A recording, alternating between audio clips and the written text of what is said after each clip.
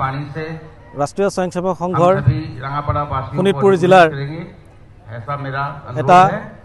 श्री स्वामी राष्ट्रीय स्वयंसेवक संघर शोणितपुर जिलार আজি रंगापाड़ा नगर मंडलत हिंदू सम्मिलনৰ आयोजन কৰা হৈছে। এই हिंदू सम्मिलনৰ প্ৰাকখনতে আমি এটা শোভাযাত্ৰাৰে रंगापाड़ाৰ পৰা শিৱ মন্দিৰ প্ৰাংগণৰ যি ছট পূজা ফিল্ড আছে এই ফিল্ডত আমি হিন্দু সম্মিলন আয়োজন কৰিছোঁ। আৰু এই হিন্দু সম্মিলনৰ মূল উদ্দেশ্য হৈছে সমগ্ৰ হিন্দু একত্ৰিত হৈ থকা আৰু সংঘই সংঘৰ হিন্দুত্বৰ যি ধাৰণা এই হিন্দুত্বৰ ধাৰণা অন্যান্য যিসকলে কয় তেওঁলোকৰকৈ পৃথক। সংঘই ভাবে যে ভাৰতবৰ্ষত জন্ম লাভি ভাৰতবৰ্ষৰ মাটি পানী বায়ু লৈ পেলাই যিসকলে ভাৰতবৰ্ষৰ কাৰণে প্ৰাণ আহুতি দিব বিচাৰে তেওঁলোকে আমি হিন্দু বুলি ভাবোঁ। গতিকে এই হিন্দু সন্মিলনৰ জৰিয়তে সমগ্ৰ হিন্দুসকলক একত্ৰিত কৰি ভাৰতবৰ্ষক বিশ্বৰ গুৰু আসনলৈ লৈ যোৱাই ইয়াৰ প্ৰধান উদ্দেশ্য।